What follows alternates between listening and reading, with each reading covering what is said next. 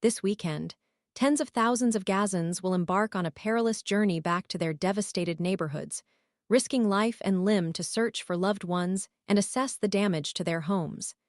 This undertaking, however, is fraught with imminent danger, as explosive disposal experts and aid officials issue stark warnings about the ubiquitous threat of unexploded ordnance, UXO, hidden within the rubble of countless destroyed buildings. The 15-month war, marked by relentless bombardment, has left much of Gaza inaccessible, rendering the return journey a gamble with potentially fatal consequences. The recently implemented ceasefire, effective last Sunday, mandates Israel's cooperation by facilitating movement from southern Gaza to the north, the area bearing the brunt of the devastation. This necessitates the opening of a major checkpoint situated within the Israeli-held Netzarim corridor, a crucial step in enabling the return of displaced residents.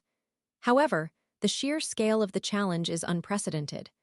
The widespread destruction, exceeding two-thirds of all buildings in Gaza, has left behind a landscape saturated with unexploded bombs, shells, and other munitions, the remnants of one of the most intense bombardments in modern history.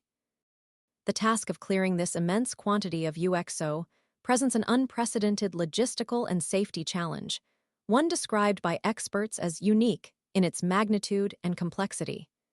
Gary Tombs of Humanity and Inclusion UK, an NGO actively working in Gaza, paints a grim picture of the foreseeable future.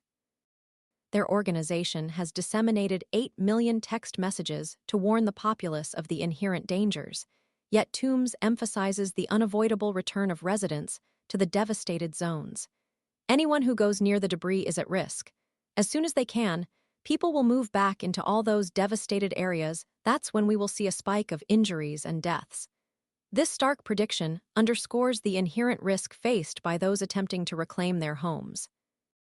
Greg Crowther, Director of Programs at the Mines Advisory Group, another NGO deeply involved in the humanitarian response, corroborates the immense difficulties faced by explosive ordnance disposal, UXOs, specialists. He reiterates the uniqueness of the situation, highlighting the unparalleled scale of the task ahead. The sheer volume of unexploded munitions represents a significant obstacle not only to the immediate safety of returning residents, but also to any meaningful reconstruction efforts. The presence of UXO poses a lethal hazard that could significantly hinder and potentially prolong the already daunting reconstruction process, potentially stretching it over decades. The magnitude of the reconstruction task was foreshadowed 6 months ago by the UN, which estimated that a fleet of over 100 lorries would require 15 years to clear the rubble, at a projected cost ranging from $500 million, £400 million, to $600 million. This staggering figure underscores the vast scale of the damage and the immense resources required for even the initial stages of recovery. The addition of the UXO threat complicates matters exponentially, potentially delaying reconstruction indefinitely and placing the lives of countless individuals at severe risk. The coming weeks and months will be critical, not only for the physical reconstruction of Gaza, but also for the preservation of human life amid the pervasive danger of hidden explosives. The international community faces a daunting challenge in providing the necessary resources and support to ensure both the safe return of residents and the successful, albeit long-term, reconstruction of Gaza.